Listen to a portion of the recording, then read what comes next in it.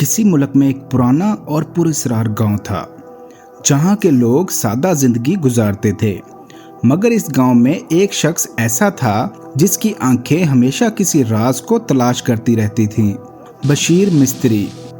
बशीर मिस्त्री बज़ाहिर एक आम बढ़ई था, मगर अंदर से वो एक मुहिम जो ख्वाब देखने वाला और हमेशा किसी न किसी खजाने की तलाश में रहने वाला आदमी था। एक दिन बशीर मिस्त्री को गांव के पुरानी हवेली नुमा घर की मुरम्मत के लिए बुलाया गया। ये घर नवाब इलियास का था, जो बरसों पहले किसी खजाने के बारे में बात करके गायब हो गया था। जब बशीर मिस्त्री काम कर रहा था तो एक दीवार में एक खुफिया दराज नजर आई। इसने तजस्सुस से दराज खोली तो अंदर एक मिट्टी में लिपटा हुआ कागज पड़ा था।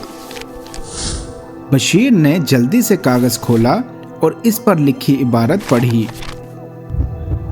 जो खोजे सो पाए, जो ना खोजे सो खोए, जहां रोशनी कम वहीं खजाने का दर कम।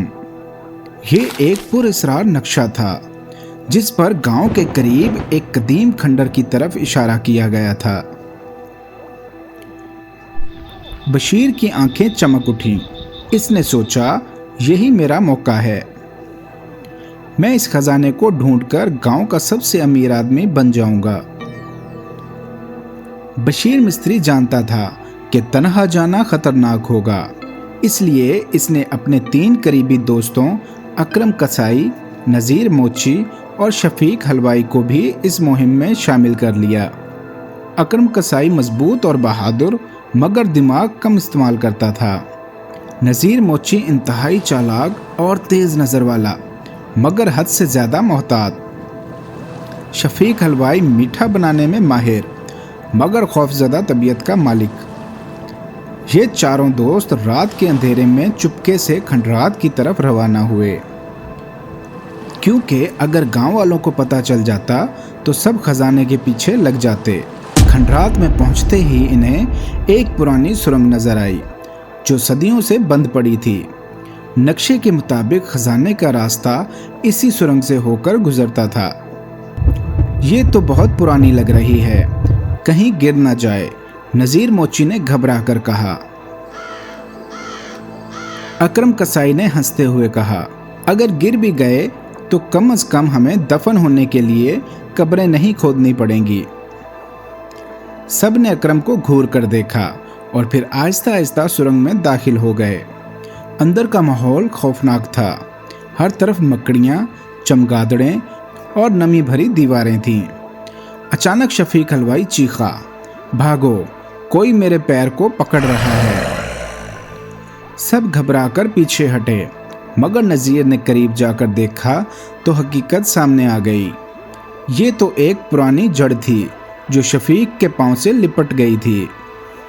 शफीक भाई, आपको तो हॉरर फिल्मों में होना चाहिए। अकरम ने मजाक किया और सब हंसते हुए आगे बढ़े। सुरंग के आखिर में एक भारी दरवाजा था जिस पर सुनहरी खताती में कुछ लिखा था, जो हक का साथी वही खजाने का वारिस। बशीर ने दरवाजे को धकेलकर खोलने की कोशिश की मगर वो नहीं खुला। नज़ीर ने गौर से देखा और कहा, लगता है इसमें कोई खुफिया तरीका है। बशीर ने नक्शा दोबारा देखा और इसे एक मखसूस ईंट पर निशान नजर आया। इसने वो ईंट दबाई और धीरे धीरे दरवाज़ा खुल गया। अंदर दाखिल होते ही इनकी आंखें हैरत से फटी की फटी रह गईं।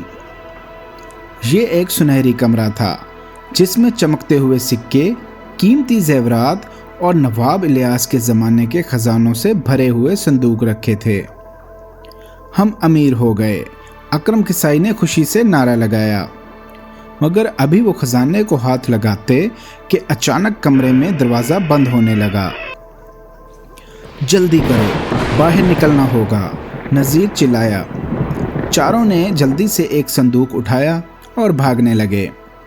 जैसे ही वो सुरंग से बाहर निकले, पीछे पूरा खंडर धड़ाम से गिर गया।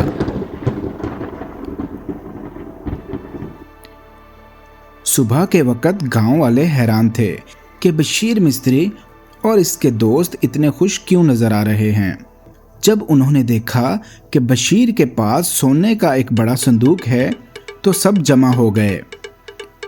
चौधरी रमज़ान, जो गांव का सबसे चालाक आदमी था, आगे आया और बोला, अरे बशीरे, ये कहाँ से आया? बशीर ने एक लम्हा सोचा और फिर बुलंद आवाज़ में कहा, ये खजाना नवाब इलियास की मलकियत था और वही इस गांव का मालिक था।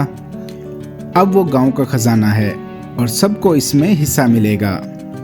ये सुनते ही गांव वालों ने तालियां बजाईं और बशीर मिस्त्री को गांव का सबसे अक्लमंद आदमी करार दिया गया।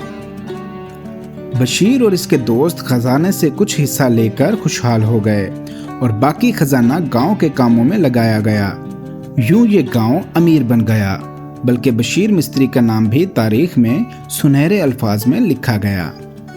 प्यारे दोस्तों, अगर आपको ये कहानी पसंद आई है तो चैनल को लाइक करें, सब्सक्राइब करें और बेल आइकॉन को ज़रूर प्रेस करें।